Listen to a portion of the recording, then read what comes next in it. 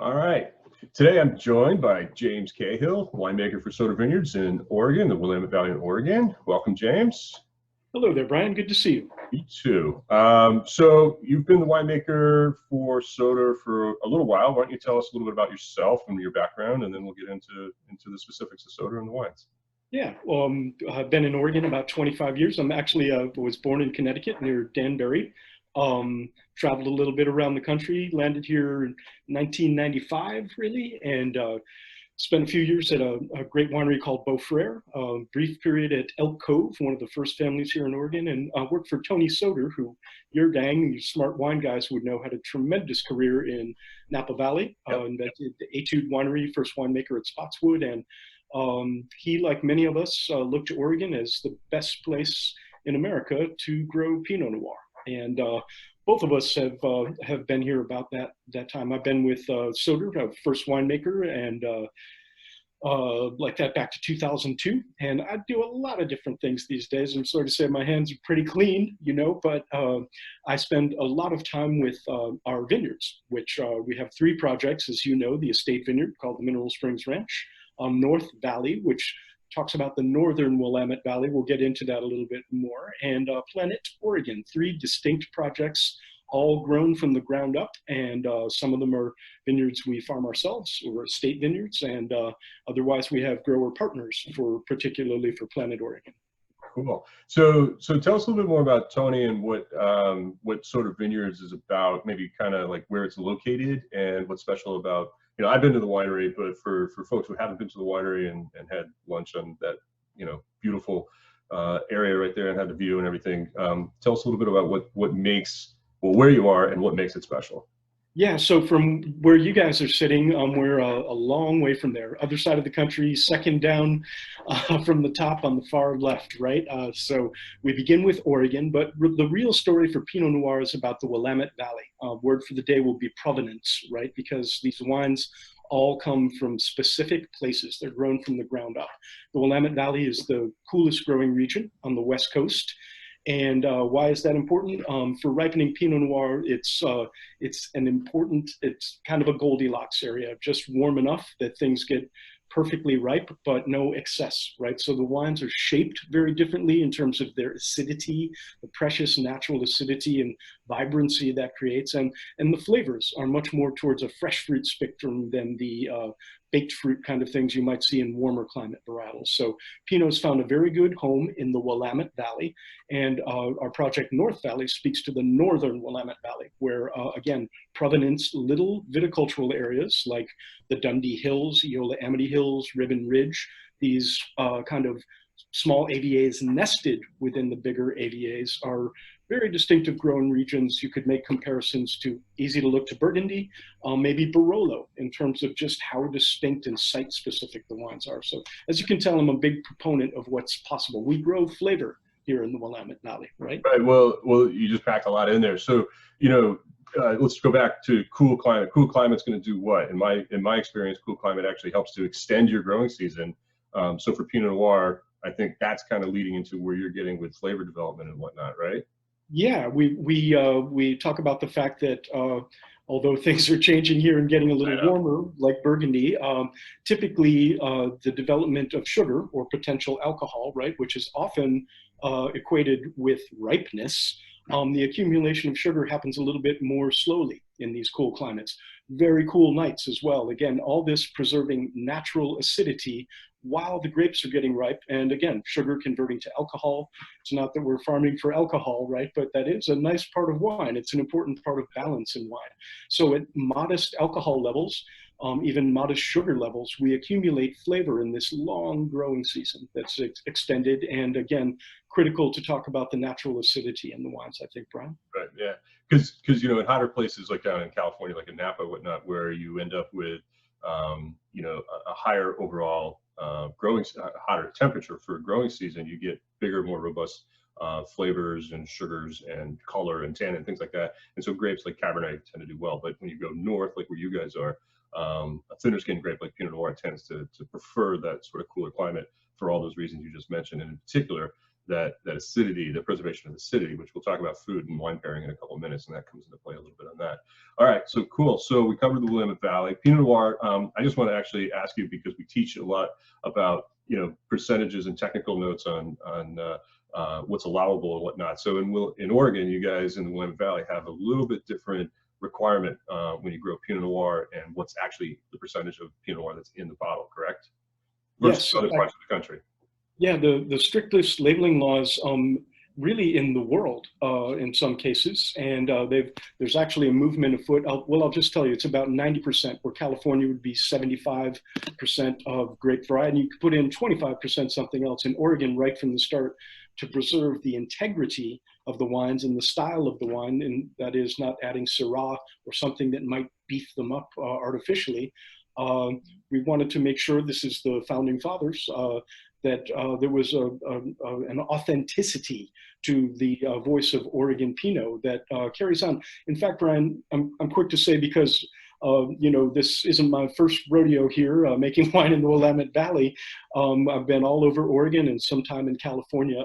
We don't really need to add anything else, right? So the purity of these wines is what makes the authentic qualities. It amplifies what we're working with, as I said, from the ground up and growing flavor. Is that a fair response? Yeah, no, and I think I mentioned it because I think sometimes when I am doing staff trainings or even teaching or talking to our guests and consumers, they're sort of surprised because they don't, a lot of people don't know the technical rules, but I always like to point out that you guys in Oregon actually have a little bit higher standard, maybe a little closer to what we would see from an appellation in France, in Burgundy, for instance, where that requirement for Pinot Noir in a bottle of Burgundy is 100%.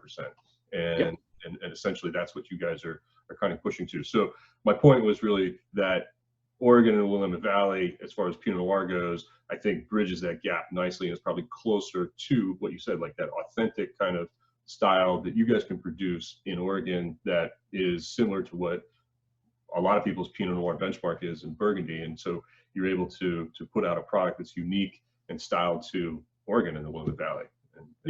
That's beautifully said, I think, as we're not trying to make Burgundy here, but you use the word benchmark, and surely more than 50 years ago, when people first planted Pinot, they were looking to Burgundy as a precedent for what's possible, and certainly in terms of quality, still very high, as you said, kind of benchmark wines. Yeah. So well said.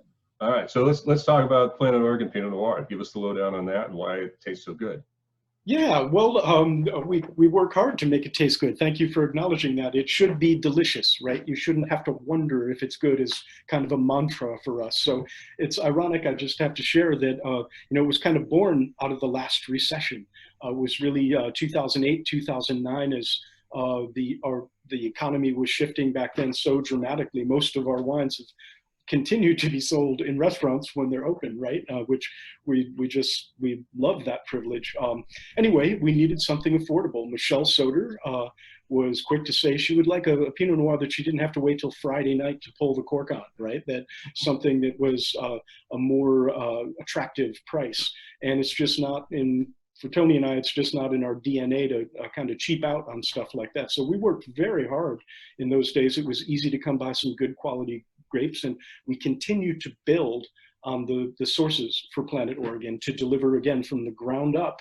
We're growing it. It was once Oregon appellation, but we found everything we need right here in the Willamette Valley. It's up to us to manage the economics, right? Which is really the tough part. It's like a good zip code. You pay a little extra for grapes in the good neighborhoods, right? So Planet ORegon has managed to kind of dance the line of being on the right side of quality while still being quite affordable, which we all need, right? We need wines that we can drink fairly freely. Not a lot of new oak, and again, an emphasis on capturing what's precious about what we grow here, and not a lot of makeup. Right, that is the new oak and things like that. We purposely grow it to be fresh, delicious, and exemplary of what Pinot Noir can be. Right. So just give me real quick, if I'm teaching, you're standing in front of my staff at Oyster Bar or one of our other restaurants, and they've all got a glass of it. What are they going to kind of, in 3 or 4 words, just real quick, what are they going to smell and how's it going to feel on their palate? My goodness, I would think it would be unmistakable that you wouldn't find berries. We say caneberries, blackberries, and the things that grow so well around here. And fresh fruit, Brian, I think you would give it a quick swirl and immediately be caught by a fruit presence, right? And a little brushstroke of earth. Yep. Always a little, it can be anything from dried leaf to, things even slightly animal, because it shouldn't be just fruit juice, right? So this beautiful melange of fresh fruit flavors and a brushstroke of earth and other to go along with it. On entry, we want for it to be juicy, is the word we would use, right? You know that in food pairing and on the table, it's the acidity in wine that's so important. So a perception of juiciness and mouth coatingness. And I would have to say, in terms of a range, rather than rich and unctuous, it's got just enough flesh that, if we're better at speaking French, I'd say riche, a little feeling of kind of almost umami, right? A mouth coatingness without being, clumsy, for lack of a better word. And alcohol levels are modest, so just enough to keep it slippery and easy. And on the finish, echoing the very things you smelled at first, right? Freshness, vibrancy, and again, I can't get around the word juicy when I think of Planet ORegon. I'm gonna have to get myself a glass tonight. That's awesome. All right, so it's Wednesday night. You and Tony are thinking about what you're gonna have when you crack open that bottle of Planet ORegon Pinot Noir, and what would be something that you would like to go to on the plate to pair up with that Planet ORegon Pinot Noir? What's your favorite thing? The first thing would just be, I'd love to pull a roast chicken out of the oven, right? And just a beautifully roasted chicken. And of course, this could be true for anything with wings, but for me, roast chicken, maybe with some mushrooms and things like that, would be an ideal pairing. Yeah. Part of the beauty of Pinots built like this is they're kind of dancers on the table, right? So this is anything from a salmon dish, which is kind of classic Northwest fare, to even vegetables and mushroomy things like that. And obviously, my goodness, with that roast chicken, some cheesy potatoes, as my kids say, potatoes roasted and baked with a little melted cheese. I'm getting hungry as I'm talking about it. Yeah. All right. Well, anything that you'd like to add about Planet ORegon or Soter? I would like to say, especially in front of your staff, we feel very proud of the convictions farming-wise behind. The label will identify that it's sustainably grown and salmon safe. And yes, it's safe to drink with salmon, but the idea is one of our certifications ensures that salmon habitats are protected. So what we're getting at is that built into that bottle is a little extra value. And it has to do with the things that we all should be concerned with. Environmentally friendly. It is a plant-based beverage, after all, right? We'd like to think that the way it's grown, which is transitioning to organic in the next couple of years, we'd like to have an organic certification on there. In this price range, it's almost unheard of to deliver the kind of farming cred that goes into those grapes. And of course, we'd like to think the quality of the wine as well. Yeah, well, I've always liked them, and adding in the sustainability and the environmental take on everything is definitely important to a lot of people these days. So juicy, great quality wine, unique and identifiable to Oregon, food friendly, and paying attention to the climate and the world and everything around us is great. So that's why we appreciate Soter and you guys doing all that hard work for us. So really appreciate the interview today, and that's it. We're done. It is my pleasure to be here with you always, Brian. And I'll say, where you say Oregon, Willamette Valley, that's our provenance word for the day. Willamette, damn it. Willamette, damn it. All right. Well, thanks, James. Appreciate it. Thanks so much, Brian.